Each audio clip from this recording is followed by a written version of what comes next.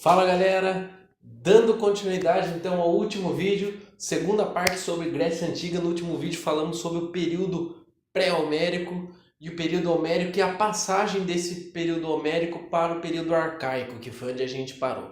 Então a gente parou falando sobre a formação das polis, das cidades-estado na Grécia, né? Que se deu através da segunda diáspora grega, né? Que é quando os gregos saem para colonizar novas terras. Nisso vão se formando núcleos, comunidades que vão aumentando, formando-se núcleos urbanos que vão se desenvolvendo em cidades-estado ou polis, que leva esse nome, cidade-estado, porque cada cidade dessa tinha autonomia própria. Então cada cidade vai ter o seu tipo de governo, cada cidade vai ter a sua maneira de governar, suas leis, suas regras, seu estilo de vida. Basta dizer, né, basta comparar as duas que nós vamos ver agora, que é Esparta e Atenas, duas cidades gregas do mesmo momento, com características totalmente distintas umas das outras, né? Vale lembrar que a geografia da Grécia também ela influenciou nessa questão da falta de unidade, né, de autonomia, porque é um relevo muito montanhoso. Embora você viva, muitas vezes tenha alguma cidade vizinha sua, muitas vezes o acesso a essa cidade vizinha é muito difícil por conta das montanhas e tudo mais. Então, né, a geografia também influenciou. Mas então formam-se as polis, cidades autônomas, cidades-estado. E agora vamos falar das duas mais importantes, que são Atenas e Esparta. Começando por Atenas. Quando a gente fala em Atenas, todo mundo pensa, democracia, né? Esse era o estilo de governo, esse era o tipo de governo que vigorava em Atenas, da Grécia Antiga. Mas nem sempre foi assim. Na verdade, a democracia foi o último tipo de governo, né? Foi um longo processo até se formar a democracia. Tá? Então, vou falar rapidamente aqui para vocês como é que foi. Atenas, no começo, era uma monarquia, né? Mas a monarquia não durou muito e acabou se tornando uma aristocracia, na verdade, uma oligarquia. O que, que é uma oligarquia? Oligarquia, como o próprio prefixo oligo, significa poucos, governo de poucos. Então, oligarquia é um governo de poucos. Passou de uma monarquia para uma oligarquia. Então, antes era alguém, tinha o rei lá, agora são poucas pessoas que controlam. Quem são essas poucas pessoas que passam a controlar a política em Atenas? Os Eupátridas, lembra aqueles caras que se diziam descendentes dos primeiros patriarcas, lá das comunidades gentílicas, dos guenos, né? Então, esses caras é uma casta privilegiada, né, como uma espécie de nobreza ali na antiguidade, que vai passando hereditariamente de pai para filho. Então você nasceu, você é filho de um eupátrida, você vai herdar todo aquele poder de prestígio político que eles tinham. Então vai ser uma oligarquia, né, um governo de poucos. Tá. Só que como que essa sociedade era? Era uma sociedade extremamente estratificada em Atenas, né?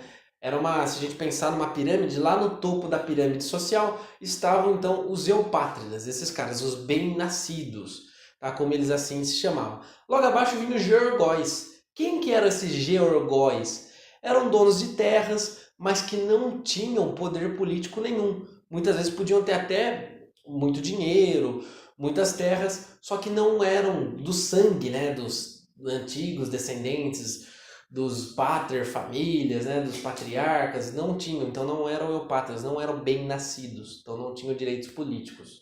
Tá? Então esses georgóis, embora tivessem terras, não tinham direitos políticos, isso é importante. Somente os eupátridas tinham, que estavam lá no topo. Tudo bem? Tá. E logo abaixo dos eupátridas, os georgóis, como eu disse, e logo abaixo dos georgóis, os demiurgos. Quem eram os demiurgos? Eram comerciantes. Né? Eram comerciantes, né? Vale lembrar que Atenas vai se destacar no comércio, até porque se desenvolve numa região que era muito pouco fértil, a região da Ática. Então tem que se voltar para o comércio. E esses caras eram comerciantes que também muitas vezes tinham muito dinheiro, mas não poderiam ter direito político algum. Logo abaixo dos demiurgos vinham quem? Os metecos. Quem eram os metecos? Estrangeiros, pessoas que viviam em Atenas, mas que não eram nascidos em Atenas. Então os metecos, eles tinham muito pouca participação, né? Na verdade eram muito pouco valorizados dentro da sociedade, embora Atenas tivesse um grande número de estrangeiros. E logo lá embaixo, os escravos, né? Vale lembrar que a Grécia Antiga majoritariamente é uma sociedade escravista, onde a escravidão se dava principalmente por dívida ou, se não desse por dívida, né? Ou por guerra, tá? Então essa era a estrutura da sociedade. Claro que isso não vai durar muito tempo, uma vez que os eupátridas controlavam tudo, né? Eram os únicos que tinham direito a decidir o destino da cidade, os únicos que tinham direitos políticos, participação política e tudo mais. Claro que isso não vai dar muito certo, eles governavam para eles mesmos. Então eles eram uma classe privilegiada que governava para si, o que não vai dar muito certo, gerando muitos conflitos, muitas revoltas dentro de Atenas. Para resolver o problema, o que esses caras vão pensar, os eupátridas? Eles vão pensar o seguinte: bom, a gente precisa resolver esse problema, são muitas revoltas, vai que alguém toma o poder da gente. Então vamos convocar alguns legisladores, que eram uns caras aí que mudavam a lei, que faziam as leis, né? Caras que tinham poder. Vamos convocar alguns legisladores para eles tentarem mudar algumas coisas, para tentar fazer essa população se acalmar um pouco. Então o primeiro legislador convocado foi um cara conhecido como Drácon. Ficou muito conhecido. Por que ele ficou tão conhecido assim? Porque o Drácon, no ano de 621 a.C., ele vai pela primeira vez estabelecer leis escritas em Atenas. Tá, mas o que isso mudava na prática, né? Bom, até então a lei era praticamente oral. Praticamente não, era somente oral. Leis orais, qual que é o problema de leis orais? Leis orais é muito fácil de você manipular, né? Então, a partir do momento que você escreve a lei, agora ela está escrita, ela se torna um documento público, todo mundo pode consultar. Antes, quando não tinha lei escrita, ficava a critério das pessoas que sabiam a lei falar. Só que nisso elas podem, né, mudar, alterar para o que elas quiserem, então fica muito fácil de você, através da retórica, conseguir contornar e manipular a lei oral. A lei pública escrita não, todo mundo está ali, ela está ali para todo mundo poder consultar. Então isso foi muito importante. Além disso, o Drácon ele estabeleceu leis muito severas, que ficaram conhecidas como leis draconianas, leis severas. Mas na prática isso não mudou absolutamente em nada na questão social, né? Os eupátridas continuaram com o poder absoluto, continuaram governando por eles mesmos, a condição social das pessoas continuaram ruins lá dentro de Atenas, então isso gerou mais revoltas. Não dando certo, os eupátridas vão convocar outro legislador, Solon. O Solon foi extremamente importante. No ano de 594 a.C., ele vai acabar com a escravidão por dívida. Isso é muito importante, porque vamos imaginar, o escravo, majoritariamente eram escravos por dívidas. Então vamos pensar, a população de Atenas era obrigada a pagar tributo para os eupátridas. Muitas pessoas que não tinham terras, não tinham nada, acabavam indo trabalhar para os eupátridas, acabavam se endividando, enfim, não conseguiam pagar e acabavam virando escravo. Imagina no Brasil hoje se todo mundo que tivesse endividado, né, virasse escravo, né? Tava a população inteira de escravo praticamente, era o que estava acontecendo em Atenas naquele momento. Então o Solon vem e acaba com a escravidão por dívida, já melhora bem, já muda muita coisa. E quem tinha se tornado escravo por dívida, ele vai soltar. Olha só, isso vai mudar bastante. Mas não foi isso que mais vai mudar. O Solon vai estabelecer o que a gente chama de plutocracia. O que é plutocracia? Participação política censitária. Então, como assim? Antes, somente os eupátridas podiam participar da política. Agora, ele vai estabelecer, digamos assim, um teto de patrimônio para você poder participar da política. Ou seja, se você tem bastante dinheiro ou bastante terras, você consegue também participar da política. Tá? O que isso vai mudar? Na prática, vai tirar o monopólio dos eupátridas e aqueles comerciantes ricos, né? Que a gente falou, os metecos, enfim, metecos estrangeiros, os demiurgos, né? Os comerciantes, eles vão poder participar da política, então já vai tirar esse monopólio. E os jorgóis também, que eram donos de terras, que antes não tinham direitos políticos. Ou seja, isso vai dar uma confusão do caramba. O Solon vai tentar fazer isso, só que não deu nada certo no início, muita revolta, e entrou em uma guerra civil dentro de Atenas, tá? Isso a gente está falando ainda do período da oligarquia. Quando você tem uma situação caótica política dentro de um território, você abre espaço para tiranias. O que são tiranias? É alguém que toma ou usurpa o poder sem legitimidade. E o que vai acontecer aqui? Um cara chamado Pisístrato vai acabar tomando o poder, vai liderar uma revolta popular e vai tomar o poder. É a mesma coisa que seria um tirano no Brasil hoje. Por exemplo, o presidente aqui é eleito de 4 em 4 anos. Vamos supor que o presidente é eleito, Aí alguém começa a liderar uma revolta popular, não concorda, vai lá e toma o poder. Esse cara é um tirano, porque pela Constituição, né, ele não poderia, teria que esperar mais 4 anos e, através da eleição, ele sim subir ao cargo de chefe do executivo. Então o tirano é alguém que toma o poder. E esse Pisístrato vai liderar uma revolta popular e vai tomar o poder em Atenas, vai aproveitar aquele momento de caos. Chega no poder, ele vai instituir tudo aquilo que o Solon tinha tentado e não tinha conseguido muito bem, por conta das revoltas, ele vai conseguir colocar em prática. Mas a tirania não vai durar muito tempo, não. Depois que ele morre, o Pisístrato morre, os filhos dele não vão conseguir manter a tirania, inclusive vão acabar sendo mortos. E aí, mais uma vez, agora abre espaço para um outro tipo de governo. Agora vai ter uma eleição e um cara chamado Clístenes vai assumir o poder em Atenas, colocando fim na tirania. O Clístenes ele vai ser bem diferente. Primeiro que ele vai distribuir Atenas em 10 demos. O que seriam essas demos? Espécie de tribos regionais, sendo que cada uma dessas demos vai ter sua participação política. Olha só que interessante, né? E além disso, ele vai estabelecer igualdade entre todos os cidadãos, né, perante a lei. Nossa, o que isso muda, né? Vale lembrar, primeiro com os dentro do período da oligarquia, a gente viu que quem podia votar era só os eupátridas. Depois isso mudou com o Solon. Aí pessoas ricas passaram a poder votar, poder participar da política. Agora com Clístenes, todos os cidadãos, todos os considerados cidadãos vão poder participar da política, independente da situação financeira, independente da família que ele nasceu, independente de qualquer coisa. Todo cidadão participa da política.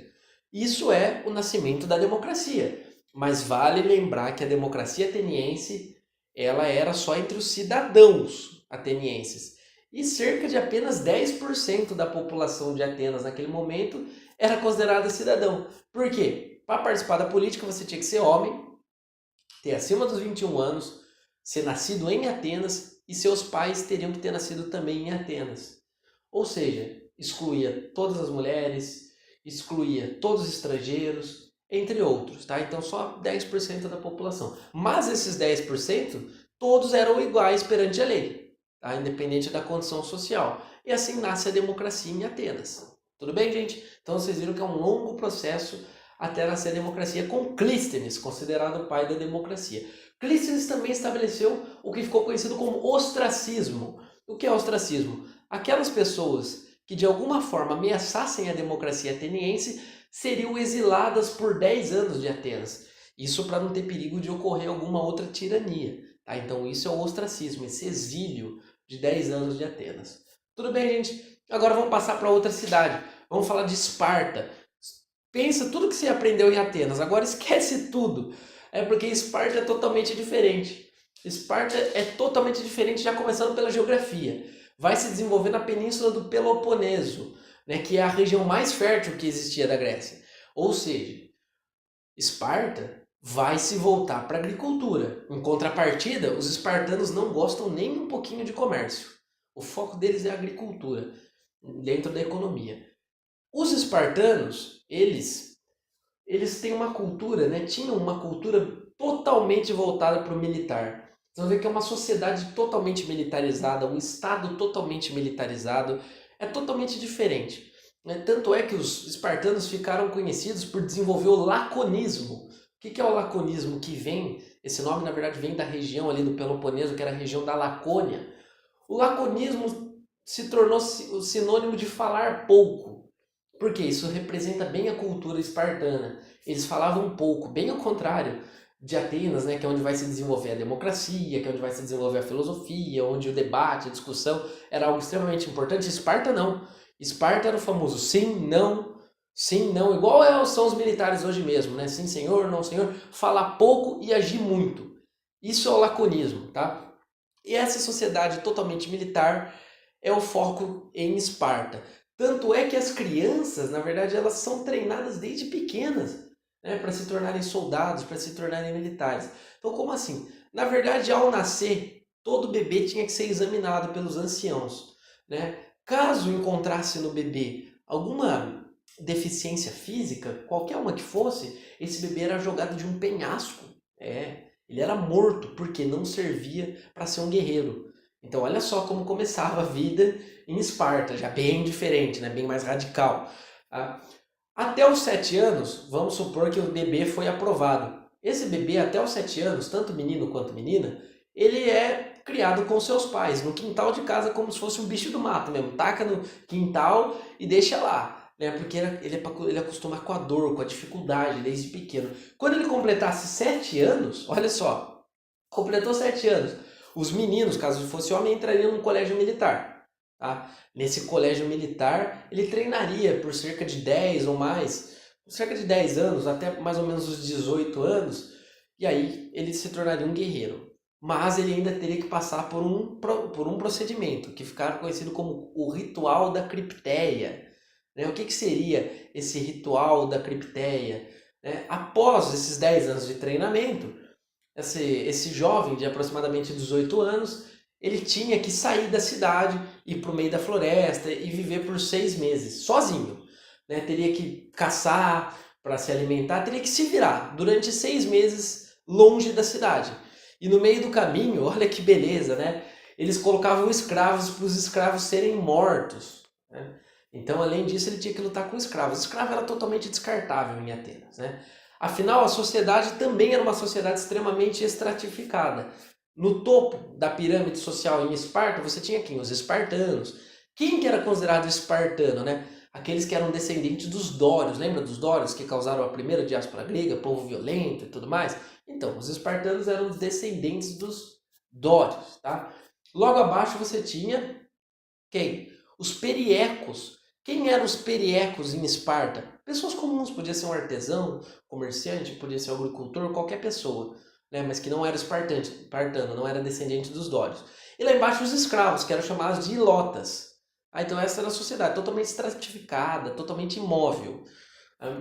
Então, vocês veem que é uma sociedade voltada para o militar. E a menina? Como que ela era tratada em Esparta? Bem melhor, pelo menos, do que Atenas, tá, gente? Isso é um ponto importante que já caiu no vestibular.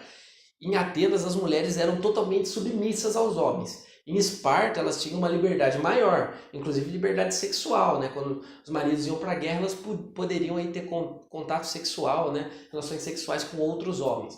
Bom, a mulher, como vocês viram, até os 7 anos também era criada em casa, né? A menina. Depois, né, ela também ia para o colégio militar, até a primeira menstruação. Depois da primeira menstruação, que ela já poderia ter filhos, ela ia para um outro lugar, né, onde esse lugar ela faria sexo com os escravos, para ver se essa mulher era fértil ou não, conseguia engravidar o escravo. Beleza. O homem, depois do ritual da cripteia, né, volta para a cidade, só que ele ainda não é considerado um espartano pleno, né, um cidadão pleno. Só quando ele atinge os 30 anos que ele pode ser considerado um cidadão pleno e participar da política. Tá? Depois que ele atinge os 30 anos, ele tem que se casar. E com quem que ele vai se casar? Com uma dessas garotas de 15 anos que foi testada a fertilidade, viu que ela é fértil, aí casa. Os casamentos eram arranjados, então. Geralmente um cara de cerca de 30 anos casava com uma jovem de cerca de 15 anos em Esparta. Os casamentos eram arranjados. E aí ele se tornava um cidadão pleno, poderia participar da política e tudo mais. Então Esparta era toda essa estrutura militarizada. E como que era o governo? Quem que controlava o governo? Alguns órgãos. Era uma diarquia, ou seja, haviam 2 reis. Claro, esses reis só poderiam ser espartanos. Aí você tinha uma assembleia de anciãos, que era a gerúsia, né? Uma assembleia de espartanos acima dos 60 anos de idade. E tudo que você tinha que fazer, você perguntava para os anciãos, né? Tudo que era feito tinha que ser perguntado para eles. Aí você tinha 5 magistrados, você tinha a Ápela, que era uma assembleia de espartanos livres de 30 anos acima. Enfim, os espartanos controlavam toda a estrutura política dentro da cidade. Bom, gente, o que eu tinha para falar para vocês hoje foi isso, sobre Atenas e Esparta. No início eu falei que eu faria só 2 vídeos, mas eu decidi mudar e fazer 3. Então serão 3 vídeos sobre a Grécia Antiga. Esse eu falei sobre o período arcaico, sobre o desenvolvimento das 2 principais cidades-estado, Atenas e Esparta. No próximo vídeo falarei sobre o período clássico e o período helenístico. Espero que tenham gostado. Um forte abraço e até a próxima.